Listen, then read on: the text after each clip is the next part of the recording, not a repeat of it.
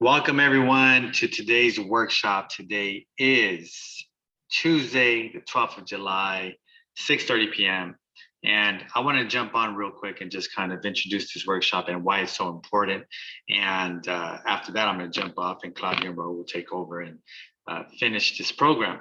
But the reason why this specific subject is so important, and by the way, the name of the workshop is How to Trade into a Better Home, right? So how to upgrade your home. The reason why it's so important is because there's so many people out there that start the home buying process with all these big aspirations as to the type of property that they want, the type of neighborhood. And when they meet with the lender, one of the first steps when you first buy your home, you end up finding out that very quickly that maybe some of those dreams and ideas that you had about buying don't fit your budget. And very quickly, there's too many property owners or potential buyers, excuse me, that just all of a sudden their dreams get deflated and they don't want to buy anymore because they go, wow, well, if I can't have that 5-bedroom house in a gated community with views, they don't want to buy anymore. And they continue to rent the 2-bedroom condo or 2-bedroom apartment that they're renting. And I see that same story happen over and over and over again. And then what happens is, let's say down the road, they switch their mind. They go, okay, let's just buy a home and we'll settle, right? They use that word settle or that mindset of settling. And they stay with that home forever. And they never realize their dreams of just having their dream home or a very ideal home. So why? Because they might not make the money that's needed to move into a La Jolla, or the money that's needed to move into Rolling Hills Ranch or Bonita, right? So they stay in neighborhoods or houses that they're not 100% happy with, but they don't understand that this whole thing really at the end of the day is a game, and you have to know the rules of the game. And once you know the rules of the game, it makes it so much easier. That way you guys could just continue to trade up over time. And guess what? You can have that ultimate dream home, but it doesn't happen overnight. And a lot of people that live in these $1 million neighborhoods, guess what? They can't afford the home that they live in if they were to buy it today at today's prices with today's mortgages. So it's not like those people make crazy amounts of money as far as income wise. It's not like they're making $500,000 a year in income or $300,000 a year in income to live in that neighborhood. No, they just did it right. They started off with their first property, and then over time they traded to their second property, and then use that equity to trade into the third property, and then use that equity to trade into the fourth property, and then ultimately into their dream home. And that's exactly how it works, because I do speak to people in $1 million neighborhoods, and they're just like, oh, I couldn't afford these prices that, right now my payment is locked in at X amount of dollars or whatever. But what they did was they just had huge down payments that they're able to transfer over. They rolled it over time into these properties. Okay, so that's how it works. So if your dream is to live in a really nice neighborhood or a really nice school district or a really big home somewhere, and you're in San Diego and you think that's not possible, well, we're here to show you that it is possible. So pay attention, take some notes, and enjoy the session. We'll see each other later. Awesome. Thank you, Voltaire. Yeah, no, Voltaire was talking about a lot of good things, and it makes sense. Before you can start playing any game, right? The first thing you do is say on a board game. First thing you do is you pull out the rule book and you start reading the rules, right? Try to understand exactly how to win the game, so that way you ultimately win. And that actually, because Voltaire mentioned one key word, which was trade. And what you're doing is you're trading one home for a better one, right? And that's what we're here to talk about today. And that actually reminded me of a story that I heard. It's actually a real life story. Now, I don't know exactly every detail of the story, but I know I know the premise. It goes along like this. It was one gentleman, and I think he started with a paperclip, and he just kept trading. So you traded one paperclip for something else that was a little bit more valuable. Then you took that item, traded it for a little bit more valuable. Eventually he ended up with like a car. Eventually he ended up trading for like a boat, stuff like that, right?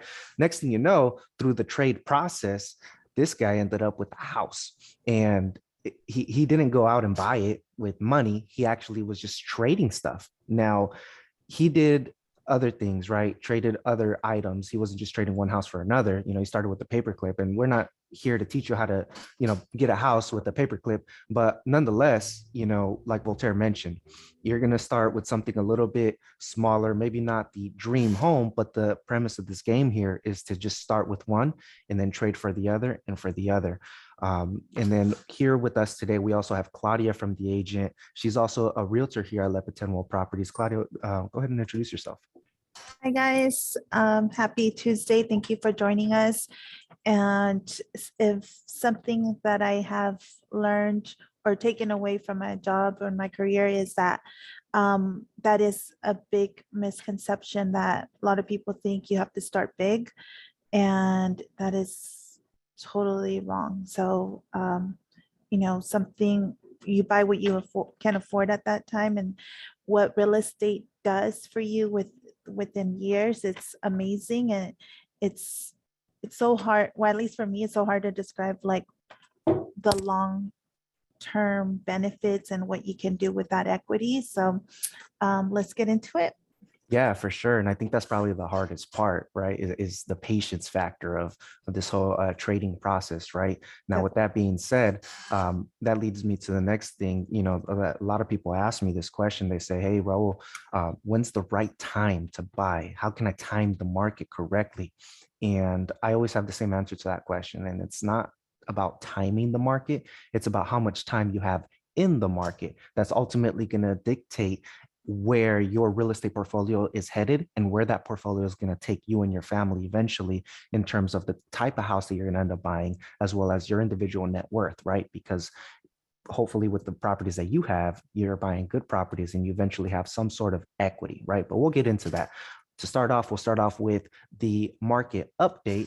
As I just mentioned, it's not about time in the market, it's about time in the market. But in order to get a good deal, you got to know what's going on in this market, right? So this is the monthly housing report. We actually pay an economist to gather these stats for us, so that way we have the best understanding as to what's happening in this market. So when we are with you, hopefully as our client, we're able to guide and advise in the best way possible to be able to make your real estate dreams come true. Right now, a lot of people, they're comparing this market to what happened back in 2008, 2009, the Great Recession, right? Now, some people say we're heading into a recession. Some people say that we're already in one, and they're correlating that market with this one. And what we do as professionals is we don't just assume things. What we do is we get down to the nitty gritty and we look at the numbers, we look at the trends, and we see, we compare what happened that market and what's going on in this market, right?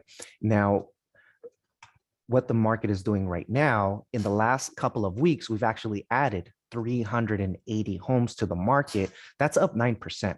And now we're sitting at 4,520 homes on the active inventory list. Now, just to give you an idea as to what that even means, in the last 3-year average, this time of year, we're at 69, almost 7,000 homes on the market. So we are undersupplied. We don't have enough inventory, enough houses to go around for buyers that need to buy, essentially. Now, this is the highest level of inventory since July 2020. We started off the year actually with 1,400 homes in January. I'll say that again, 1,400 houses for sale in January.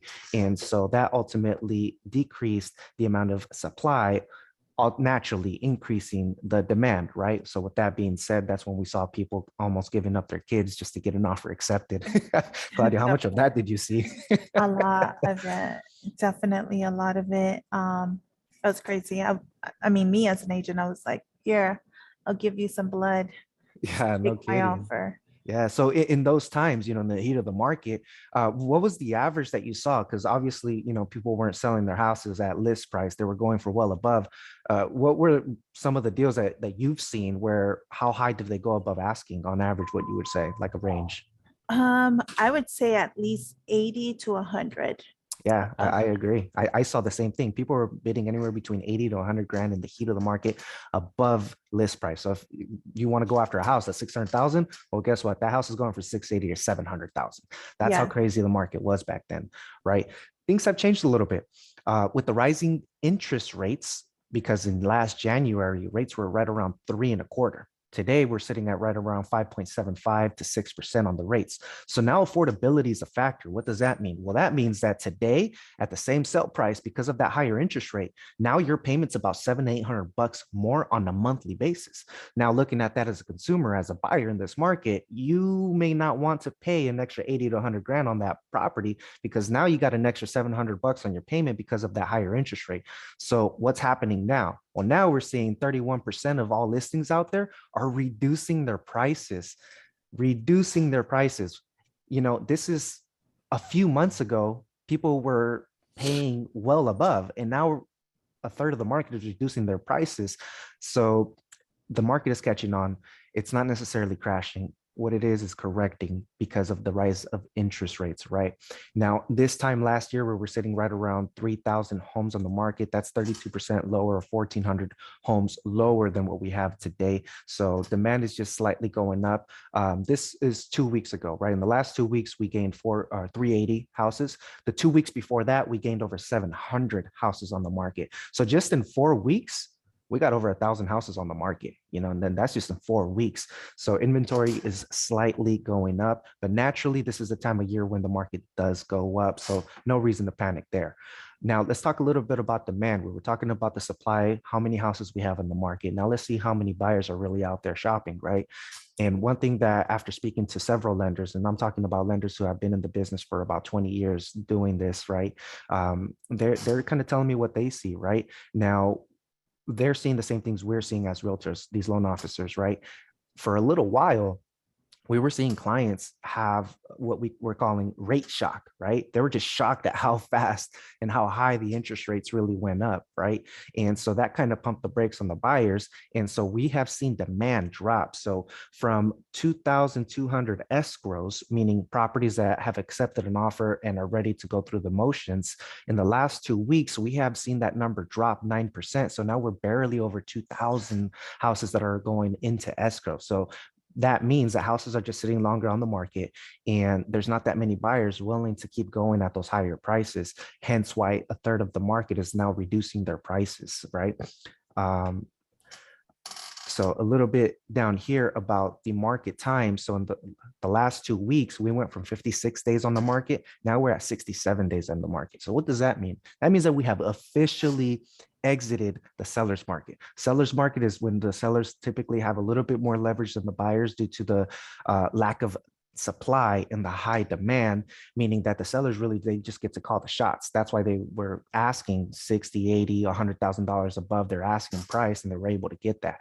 Now at 67 days on the market, we're in a slight seller's market. We're headed towards a little bit more of a neutral market, right? So a slight seller's market is anywhere between 60 to 90 days on the market, meaning from the moment that for sale sign hits your front lawn to the moment that you get an offer accepted on that particular property, it's going to take 67 days. And again, anywhere between 60 to 90 days is a slight seller's market. So now what we're seeing is, before, obviously, you know, the sellers, they were taking everything plus your lunch money.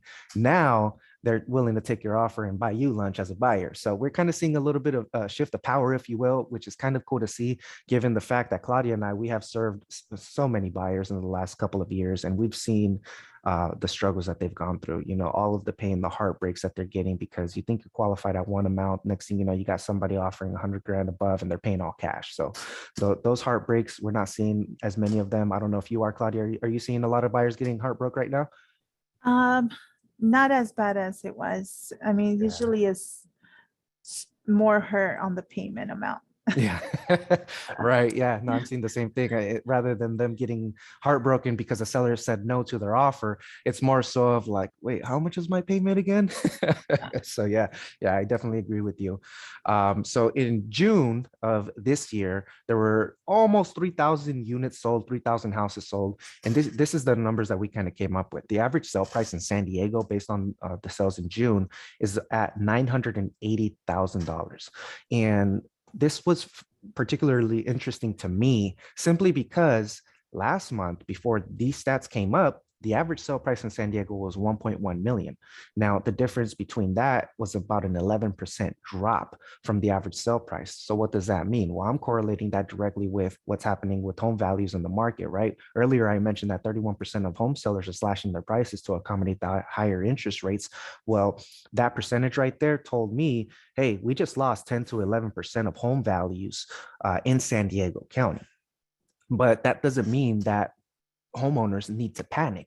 All that really means is that the market is correcting. And really, I mean, in the last couple of years, I want to say over 20% of appreciation has been gained. So we're talking a total of 40% in appreciation.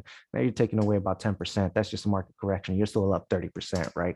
Now, the average list price is $839. So as you can tell, houses are still selling above asking, but I'm seeing that more so in particular zip codes, right? Claudia, are you seeing the same thing where certain areas and little pockets in certain areas of San Diego are selling for more and other areas it's nothing but crickets? And you're muted, so I can't hear you. Yes, sorry. Yes, most definitely, especially on the areas where, or the home, if the home is not fully remodeled, I can see it. I've seen it sit in the market a little longer, where before it didn't matter if it was remodeled or not, it was still selling for top dollar. Now I see more flexibility on that. Yeah, absolutely. And I anticipate that heading into next month, the list price and average sale price gap is going to close up and it's going to get a little bit tighter between that gap, because to me, that gap, I'm looking at it and based on what I'm seeing, the deals that we're putting together, we're not really doing much above asking, right? But with that being said, let's look into the foreclosure report. Now, the foreclosure report in a city of 3.3 million people, we have 19 people in distress. 19 people in all of San Diego County are in some sort of financial trouble where they're in a position where they can't really keep up with the payments on their house. Now, let's compare that to what happened back in 2008, 2009. We had in those times over 16,000 houses on the market, 16,000, right? Today we have 4,500, just to give you an idea as to how crazy that is. 16,000, there was an oversupply of houses, right? Over 8,000 of those houses were in a foreclosure or short sale situation. So over 8,000 of those houses for sale were people that needed some sort of financial help. They couldn't keep up with their payments anymore. Yeah. Gio did mention the 92139 area is still competitive in the 400 range from what I'm seeing, which, Yeah. I mean, sounds right too. Yeah, and I'm seeing that too, especially with properties priced in the $400,000 range. There's a little bit more competition because, again, affordability is starting to be a factor, right? So before they were able to swing maybe a $500,000 purchase, but because interest rates went up, well, so their payment $700-800. Well, now they're saying, well, shoot, maybe we need to take a step back and start shopping a little bit lower. And so, yeah, Gio, you're absolutely correct. I'm definitely seeing that competition in that price range as well, for sure, Yeah. for sure. Great market update. Yeah, no, without a doubt.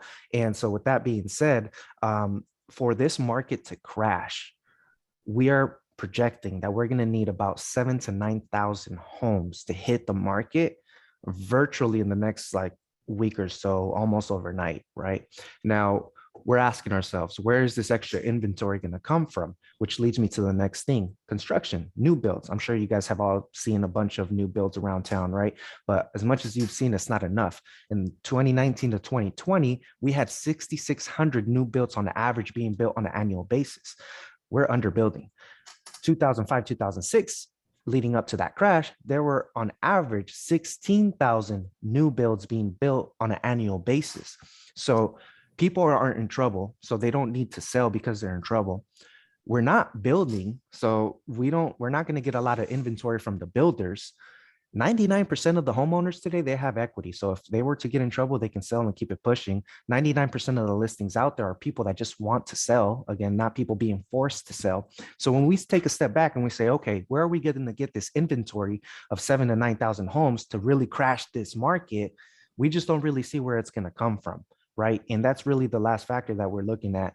And just to give you an idea, San Diego County as a whole, we're short 125,000 housing units. That means that if 125,000 houses were ready and available and people can afford them in San Diego County, 125,000 new homes were built. That means that, for example, you got a young couple living with parents still because they can't afford to go out and buy something on their own, right? So that's just a little bit about the affordability factor that we're kind of seeing on our end.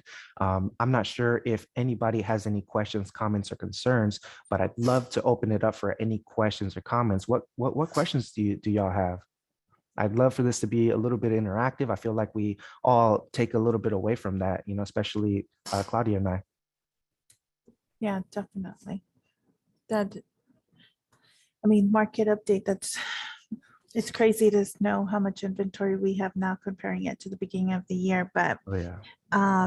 that is also a great way of trading your home Yeah, and why we're absolutely. doing this. Absolutely. And I don't see any questions, so I can probably go into why people would want to trade their home into something either, or the reasons why people trade their homes. Yeah, absolutely. Is reason one is the neighborhood. Sometimes our first home can be in a more rough area, not the best one, but something that we can afford. Another reason is school district. A lot of families love a good school district. So sometimes just, the baby grew up and is ready to go to elementary school, and now we want that good school district. And then we have newer properties. So we do love a new build, something with, the newer electrical and newer roofs. So that's another reason why With the new house smell. the new house, I miss that from on my end.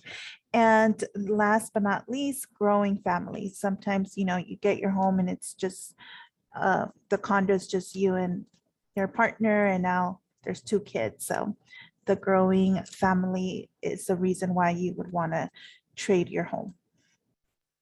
Yeah, absolutely. Those are all really good reasons why somebody would want to trade their home. And I think the last one, maybe you just want to treat yourself, right? Yeah. Yeah. The last one, treat yourself always. Yeah, no kidding. So the next thing that we kind of want to talk to you all about is we really want to give you some real life examples, because we started off by saying, well, Voltaire was talking about, hey, if you want to play the game, you got to learn the rules, right? So we want to show you, Claudia and I, some real life examples of some clients that we have had, that we still have. They're really good clients of ours that have actually gone through this step up process. And believe it or not, some of them did it on accident. For example, one of our really good clients, our man, he's a plumber, so it's not like he's some attorney making 300,000-400,000 a year, with the crazy income and all that fun stuff. He's just he's a plumber earning good money, supporting his family, right? But I guess what I'm trying to say is that he's not this crazy high income earner, because a lot of people feel like in order to buy a house in San Diego, you got to be making like at least $15,000-$20,000 a month. And we just want to break that stigma, right? So let's go into example number 1. Our friend, the plumber here, he bought his first house in 2013. And this is a 2-bed, 1-bath, single family residence right there on the corner of 43rd and Keeler Avenue. And at the time, if I'm not mistaken, it was just him and his wife. And they really just wanted to get their foot in the door. They needed their first place really to just live and call home. So they ended up making a push for this home. And when they bought this house 2013, home values were very, very different. And that's key, because you're going to see how that helps catapult him to the next home and the next home and so on and so forth. They bought this house at $223,000, which today kind of sounds like unbelievable. Like if somebody didn't follow it, you're not going to believe that. But they ended up buying this in 2013. They put 3.5% down, $7,800, which realistically it's a gift. I was talking to Voltaire about the financing just yesterday, and he was saying that in places like in Canada, Mexico, anywhere in Europe, if you want to go buy a house, you got to put anywhere between 35 to 50% down. So here in the US, we hear, oh, you can go in with 3.5%, 5% down. And we say, yeah, but that's still a lot of money. We don't want to go for that. You get somebody from Canada, Mexico, or somebody in Europe, they're going to say, three and a half, 5% down, that's a gift. Yes, let's do that. Let's do that, right? Definitely. And that just stems from they don't really have the benefits that we do here in the US, right? So with that being said, they got into the first house literally with $7,800. That's pretty cheap. And their payment was about $1,200 at the time. And now the house is valued right around 625, and they have about 285 in positive equity. So what does that mean? Throughout the time that they have owned the property, you're making payments on this property. Now, this one payment is distributed several different ways, right? But the way that is most important to you and that is most beneficial to you as a homeowner is called principal pay down. That means that a certain part of your payment is going towards the amount of money that you actually borrowed from the bank to buy this house, and the amount that you owe the bank is going lower and lower and lower and lower, rather than the other half is going to your property taxes, your homeowner's insurance, and to interest. Really, is money that you're really not going to see, right? The money that you do see again is going to be your principal pay down, right? So between that principal pay down and the appreciation that we have experienced in San Diego throughout the time of throughout these years, they were able to build up, again, $285,000 in positive equity, right? Now, in 2017, about 4 years later, and again, that took about 4 years for them to build up that kind of equity. About 4 years later, they decided to do a cash out refi, right? So what does that mean? That means that they went and got a new loan to replace the old loan, right? But with this new loan, because they had so much equity, because the property was worth a lot more than what they even owed on the property, they were able to take some cash out and kind of keep it for themselves at the same time, right? So what did they do? They did a cash out refi. Now their new loan amount is $340,000. Again, the property is worth $625, so they're still in a really good position. Their payment jumped up just a little, $1,599, and now they're renting out the property and they're getting $2,450 a month, and they're positive. Their cash flow, $851 every single month, right? Now, what did they do with that extra cash that they pulled out when they did the refi? Well, that's when they bought house number two.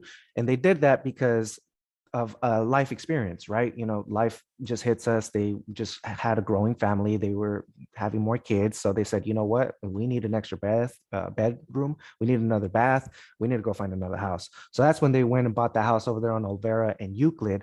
And this one, they made that move in 2017. And if you see, literally a day after they refied, they bought this one.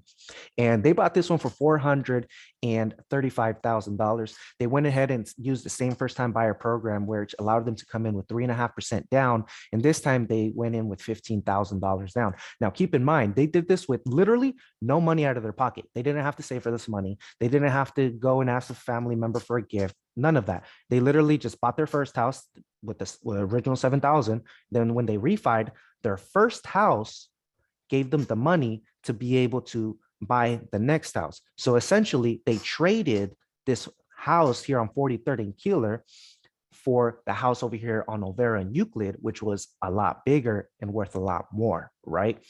And again, this is with the same $7,800 that they originally had, so they didn't have to put any money out of pocket. Now their payment's $2,400, and few years later go by, they have more kids. Now they want to refinance again because they need to make another move, right? So in 2019, they went and refinanced this loan here. Now they owe $395 and the value is at $675. So now they have $200,000 in positive equity here on this house, right? So if you're following, you got $285 in equity on your first house. They kept that house. Now you got $280 on the second house. So now you're over $500,000 in equity, right? That means that your net worth, now you're worth more than $500,000. My man, the plumber, at that time in 2019 was worth over $500,000, and he probably didn't even know it. That's just called your net worth. How many times have you seen that, Claudia, where people are just like worth a lot of money because of the properties that they own, but they don't even know it? Oh, we want to hear your voice, Claudia. Unmute, unmute. I know. I keep sneezing, so I keep muting myself. But yeah, a lot of times, so many times, and people don't realize how the equity pay down of every month works to your benefit. Yeah, absolutely. And you know what, as the average consumer, it's okay. You know, you're not in the industry and you're not supposed to know everything, right? But if you're not going to take the time to learn everything yourself, we highly encourage you that you have a team of professionals around you that are able to guide you in the right way. So something that we personally offer to all of our clients and their friends and families are annual reviews. Claudia, tell us a little bit about what the annual reviews entail and how that can really benefit any home buyer and to be able to catapult them into either a higher net worth or a better home. Yeah, so the annual review, the Lepe Tendwell team or the agents here, we offer what do we call it, annual review, and that's when we bring you in, you fill out this questionnaire of, what assets you own. You have any 401k, any trust. We review everything you own and have possession of and see where you either have a real estate move or how you can plan your next real estate move. We offer that for free, and we've had a lot of success with clients that come in and they go, um, with open eyes of like, wow, I have some options, or okay, and we're gonna buckle down and save up for these 2 months for our next move.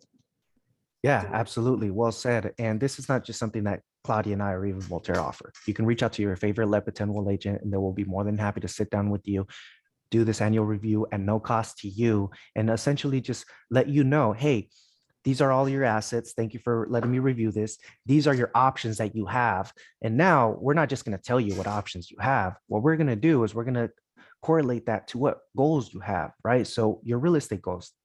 Your real estate goals might be, I just want to provide for my family the best home possible. So I'm going to keep trading one home for the other until I get that house in La Jolla with the ocean views, right?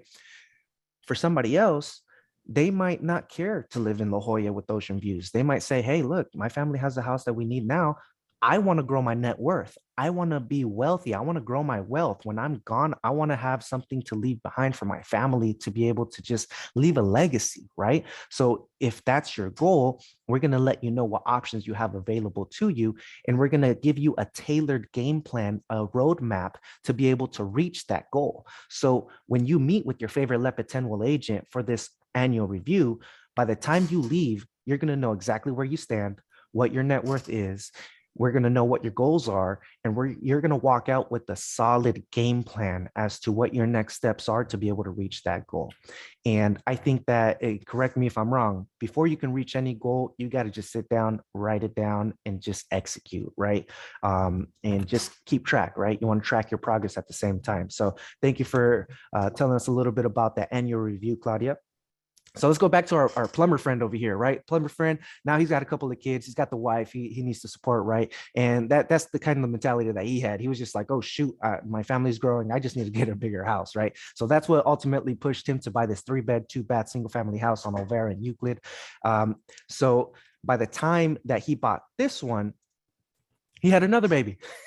And he said, you know what? I need a bigger home. So what am I going to do? So what he ended up doing is he ended up doing another refi. His new loan amount is $395. The house is worth $675. He's got $280,000 in equity. After he did this refinance, his payment still stayed at $2,400. So get that. He stayed on the property for a couple of years, paid down the principal. Depreciation went up. Interest rates did what they were going to do.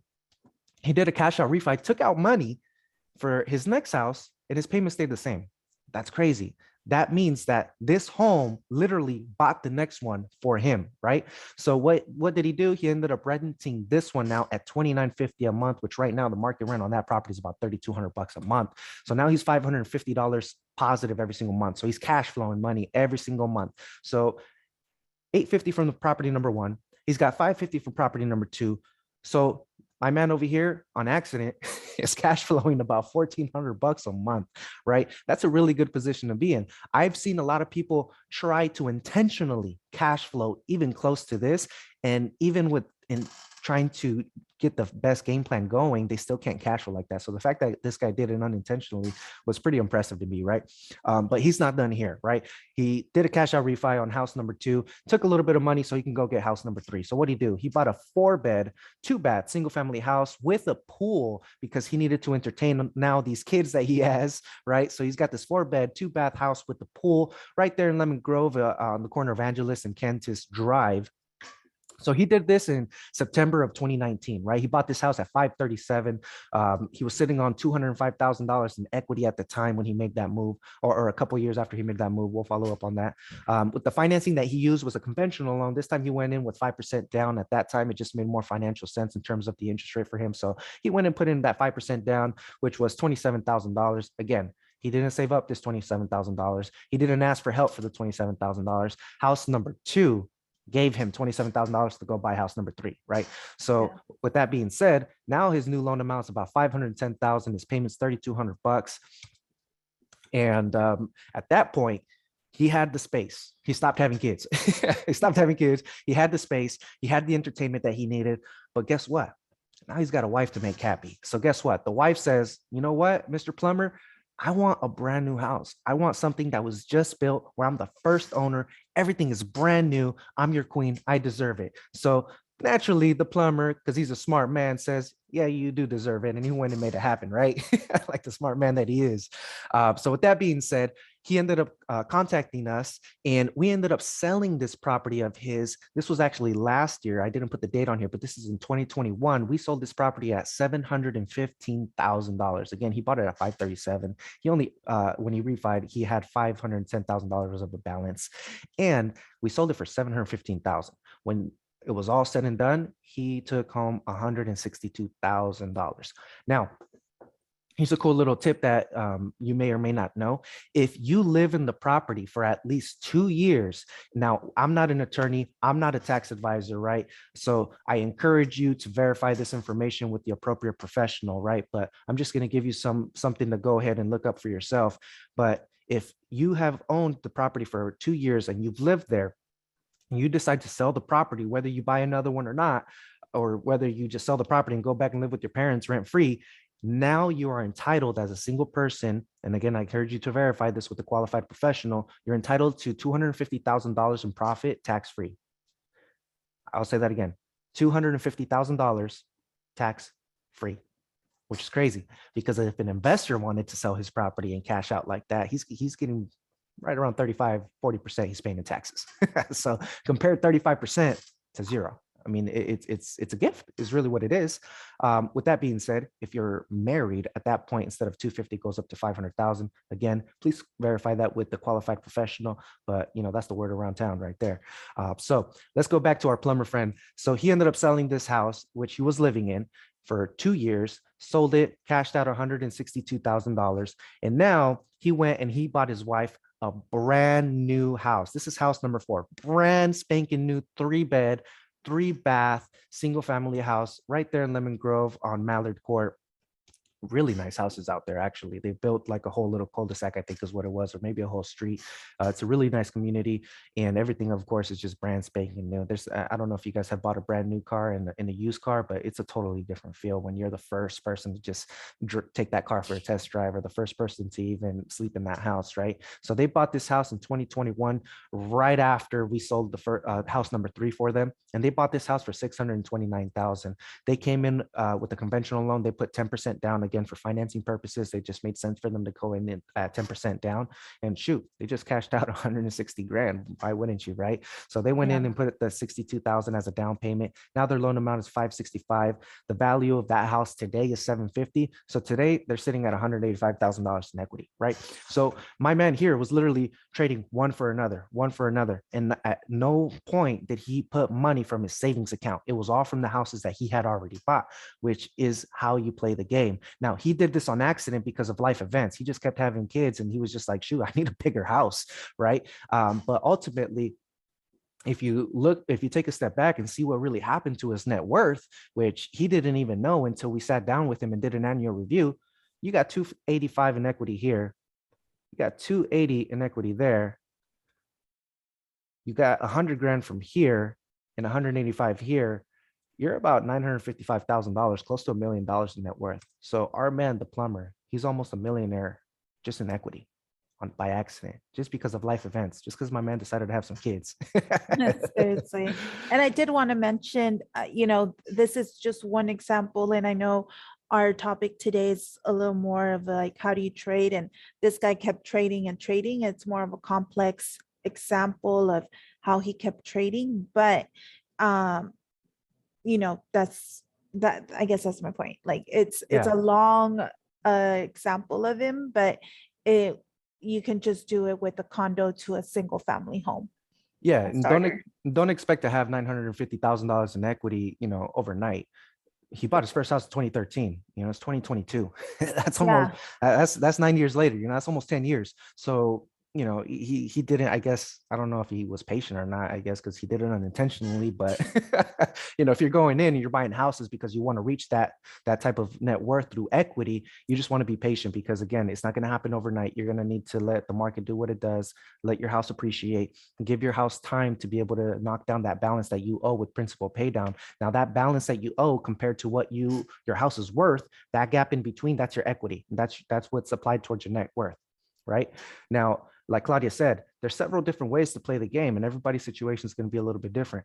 He sold one house, traded house number 3 to get house number 4, but kept house 1 and 2, right? So he figured out a way to be able to make it work by keeping some houses. If you can keep houses, that's ultimately going to help your net worth. So that's what we recommend, right? But that may not be what you're after. So let's talk about the next guy. This is a family of 5, husband, wife, 3 kids, right? On one income. The wife is a stay-at-home mom, and my man, he's the only breadwinner right there. Claudia, how often do you see that in San Diego specifically? Yeah, it's really hard. Yeah, do you want to tell us a little bit more about this one? Maybe we can tag team this one. Yeah, of course. So this one, it's a, like Roel mentioned, it's a family of 5. And what I like about this one is this is a very common family, or like this is very relatable family. This could be, my cousin, myself. They just wanted to stop renting. When they first bought their first condo, they knew they were going to be in a smaller, who doesn't want that single family home, but they went for it. And they even got a down payment assistance program that helped them with 17%. Was it 17% down? So, Yeah. and that's how a lot of families start. They just need that down payment assistance to get the foot in the door. So Yeah. that's what they did. And they wrote it since they bought in 2017 and sold 2021. And the equity then the profit was 145. Yeah. And most people, what I see they do is say, oh, it's a condo. I'm not going to have that, patio space, or, that sacrifice that you have to do living in the condo for the beginning. And they said, well, I'm just going to save. Like, there's no other investment that's going to give you $145,000, unless you're doing stock market or, that kind of investment. But real estate did this. Yeah, for So sure. And I think Sharon getting, has a question. I don't yeah. know. Sharon, do you have a question for us? Or maybe a comment? Sorry, I accidentally pressed the wrong button. Oh, okay, no Okay. worries. I just want to make sure we gave you the opportunity for sure. Thanks for joining, though. Sure. Yeah, so that was kind of it. So yeah, those are the profits of a condo. And now Raul was able to assist them and shop them for a single family home. Yeah. And tell us about that. But before we get into house number 2, let me Oh. try to paint a quick little picture on my guy right now. I forgot what he does, but I think what he does is AC sales and repairs, right? So it's not like, again, he's not some attorney, a doctor doing some crazy stuff. He's just average guy, just a hard worker, bringing in the money for his family, really is what it was. And it's so crazy because I remember with this one, when he bought this one, I didn't have the pleasure of helping him, but Voltaire helped him with the purchase of house number 1. Now, it was so funny because this guy, he was standing outside one of Voltaire's listings, actually. And so he calls the number on the for sale sign. He calls Voltaire and he says, hey, Voltaire, you don't know me. My name is so-and-so, but I'm standing outside a house you're selling. He's like, how much is that? I want to buy a house. And so Voltaire's like, hey, okay, cool. Like, do you have a realtor? No. Do you have a loan officer? No. Do you have a pre-approval? No. do you have a job? He's like, yeah. Okay, cool. So then at that point, obviously he couldn't buy the house that Voltaire was selling at the time, but Voltaire got with him. He helped him get a game plan going. He's like, okay, so, well, how much money do you have? He says, well, I got about, checking, savings, and a little bit of cash under the mattress. I got about $7,000. And he's like, oh, shoot, that's going to be a tough one. $7,000 total, because some of us don't know this, but you have a 3 to 5% down payment, but you also have a separate fee, which is your closing costs. And that's going to be an extra added roughly about 2% of the sale price. So that a lot of people don't even budget for, right? So obviously my man here, he had the $7,000. It was tough even coming up with the 30% that he needed to come in with. But this is kind of how it went down, right? So in April 2017, he bought this 2-bed, 1-bath condo in Paradise Valley on the corner of Paradise Valley Court and Bluffview for $228. And he got 2 loans. As Claudia mentioned, he had a little bit of down payment assistance help, which in today's market, we're actually starting to see sellers entertain down payment assistance. So if you find yourself in a position where like, shoot, I don't have that many reserves in my savings account, well, let this be a little bit of glimpse of hope that there's a lot of help for you. So you don't need all that money to buy the house. Let's dive into it. This guy got a first loan of $160,500, right? $160,500. That's your first loan. That's like the regular loan that you would get from the bank, right? Now, the San Diego Housing Commission has special programs. Well, they'll lend you a second loan for your down payment, right? So you can give it and ultimately pay for your house. His second loan was almost $70,000, right? That's money that he would have had to come up with to be able to buy this house. But he was lucky enough to be introduced to this particular loan program, which they ultimately lent him all this money to buy this house. So total out of pocket, $7,026.47, like literally like to the penny. That's how much he spent buying this house.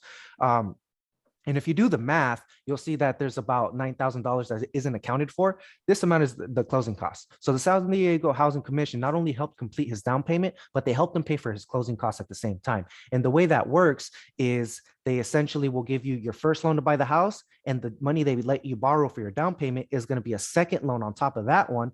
But that loan, your monthly payment, you will never pay anything on this second loan. You don't pay until you finish your first loan. And we can dive into those details if anybody has questions on that. But nonetheless, he bought this house for $7,000, right? Now, he also had kids, right? By the time he was done living here, he was up to 5 people in his household, including himself, him, the wife, and 3 kids. So he called Voltaire and he says, hey, man, I need to upgrade this house. So we sat down with him. We did this annual review with him. That's when I got involved, and I had the pleasure of helping him with house number 2. So we listed his house. We ended up selling it in July 2021 at $423,000. And my man took home $145,000 tax-free, which was a beautiful thing to see for such a hardworking family. And as Claudia built up the anticipation, we are now at house number 2. So with house number 2, this was a really nice property over here. We're talking about a big old 4-bed, 2-bath, single-family house right there in National City on the corner of NU Avenue and Division Street. And he bought this one in 2021. Shortly after he sold his condo, actually. And with that, actually, yeah, maybe a couple of days, I think we did this simultaneously. So he ended up buying this one at $650, right? He took this profit, right? He literally traded this condo, and this condo gave him the down payment to put on the next one, to be able to put 20% down, not 3, not 5%, not 10%, 20% down. Now, why is that so impressive? 1, because you just saw what real estate can do to your net worth. It literally will put money in your pocket. 2, when you put 20% down on your loan, there's this thing called mortgage insurance. Mortgage insurance, if you're not putting 20% down, say you're coming in with 5% down, what does the bank do, Claudia? They charge you more. How much more? Sorry, I was drinking water. Yes, and I was going to say the biggest benefit of putting down 20 is your private mortgage insurance gets taken away. You'd be saving around, I want to say $300 to $400 a month. Sometimes even more. Yeah. Yeah, On your monthly payments. Yeah, on your monthly payment. And that's just an insurance that Right. it's like if you can't afford your home, that comes in play. So it really is like throwing away money. Yeah. So pretty much if you don't put 20% down, so you come in with 5%, the bank's going to say, hey, go get this extra insurance so that if you end up not making your payments and you default on this loan and I have to foreclose on your loan, this insurance is going to guarantee me at least the full 20% you didn't put in when you first bought the house. So that's that mortgage insurance that Claudia was talking about. Again, $300 to $400, sometimes a little bit higher depending on the sale price of the house, is going to be added to this monthly payment of yours, right? So 20% down. Yeah, it's still not a reason to get discouraged Oh no. of buying a home, because it's better than not. But it's always the perks of putting 20% down. It's that. Yeah, no, 100%. I mean, if you're not buying, you're not experiencing $240,000 in equity, right? Exactly. So they ended up putting 20% down. Their loan amount was 520,000. So between the lower loan amount and no mortgage insurance, their payment was very comfortable to them. It was kind of similar to what they had on this $200,000 condo, which was pretty crazy, between being able to put 20% down and the aggressive interest rates that we experienced in July in 2021, they were able to have a payment that was very, very comfortable and very similar to what they originally had. Today, that house is valued at $750,000. Literally a year later, $100,000 was added onto my guy's net worth without lifting a finger. He didn't do anything special. He just literally traded his condo for a single family house.